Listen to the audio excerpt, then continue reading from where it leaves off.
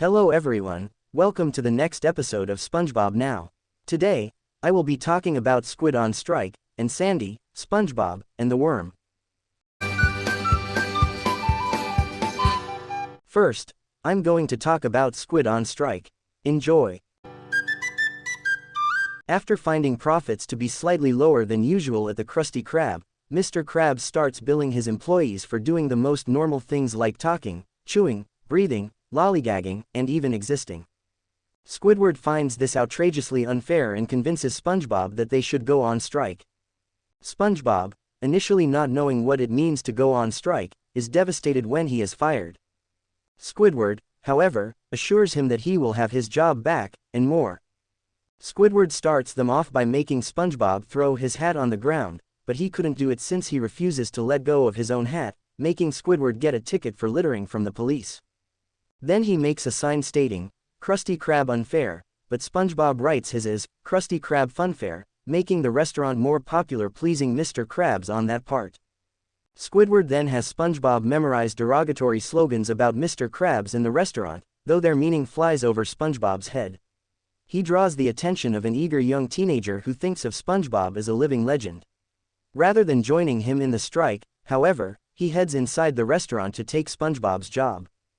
Squidward then attempts to give a speech to the people of Bikini Bottom, who grow so excited by his words that they build up an appetite and rush over him to eat at the Krusty Krab. Mr. Krabs steps outside to taunt him about how beneficial the strike has been for his bottom line. Standing up for Squidward, SpongeBob turns against Mr. Krabs and tells him that they will stay on strike forever until his unfair pay deduction policy is abolished.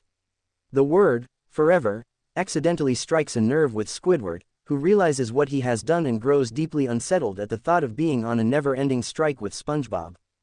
Unable to sleep with this thought, Squidward runs to the door to beg Mr. Krabs for his job back.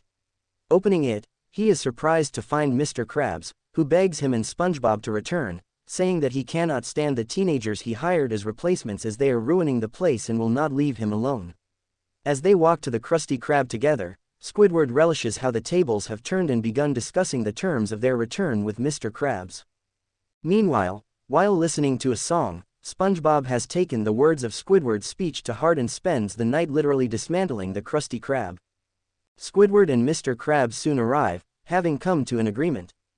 Squidward is horrified to see the Krusty Krab in shambles, while SpongeBob stands proudly among the wreckage. When Mr. Krabs discovers his restaurant is completely destroyed, he literally falls to pieces and furiously remarks that in order to pay for the damages, Squidward and SpongeBob will work for him forever. SpongeBob jumps in joy while realizing the true meaning of forever, while Squidward suddenly once more takes in the full meaning of it. Back in Squidward's imagination, SpongeBob and Squidward are shown as nothing but a literal skeleton crew, still working at the Krusty Krab after one eternity. Next, I'm going to talk about Sandy, SpongeBob, and the worm. Enjoy. In the middle of the night, an unseen creature lurks into Bikini Bottom and causes havoc, taking gigantic bites out of everything in sight. Soon it appears at SpongeBob's house and decimates the pineapple, and SpongeBob wakes up just in time to see the beast. The next morning at the Krusty Krab, he tells the frightened crowd of the Alaskan bullworm that he saw, and the townspeople corroborate his tale of woe. They all agree that they need a plan to protect themselves from this monster. Mr. Krabs tries to take advantage of the situation and make cash by selling Krabby Patties, but he is immediately pelted with ketchup and mustard bottles by the annoyed crowd due to drifting off topic. As everyone struggles to plan, Patrick suggests physically pushing the whole town to a safer location, but this idea is immediately shot down by Squidward. Among the other suggestions is that someone should take on the beast, even though Mr. Krabs says no one would be reckless enough to do it. At first, a sailor in a raincoat seems to be the one, but he asks for the restroom instead, and the someone willing to do the job turns out to be Sandy. She shows the crowd that her tail has also been eaten by the worm, and vows to go defeat the beast to get her tail back. Nearly everyone cheers, but SpongeBob is terrified, and asks Sandy to reconsider. Sandy refuses to listen to his pleas and rushes out, so SpongeBob goes after her. The townspeople then decide, as a backup plan, to follow Patrick's suggestion and start shoving the city out of harm's way. SpongeBob catches up to Sandy and again tries to dissuade her from her crusade. Sandy scoffs at his fears, sure of her own strength and of the need to retrieve her tail. SpongeBob meekly informs her that he is the one who has her tail, but when she asks to see it, all he can produce is a paperclip and a piece of string. Nevertheless, he keeps trying to stop her from proceeding. Nothing he does slows her down, so he begs her not to go there, that she has no idea what she's up against. Sandy, annoyed at SpongeBob's constant worrying, commands him to agree that there is no animal too big or dangerous for her to handle.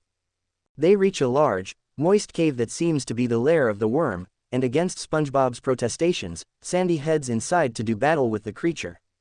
She manages to wrangle the wriggly monstrosity and tie it in a knot, proudly presenting it in her reunited tail to SpongeBob, saying she knew no worm was a match for her. However, SpongeBob timidly points out that what she is defeated is not the Alaskan bullworm, but rather its tongue.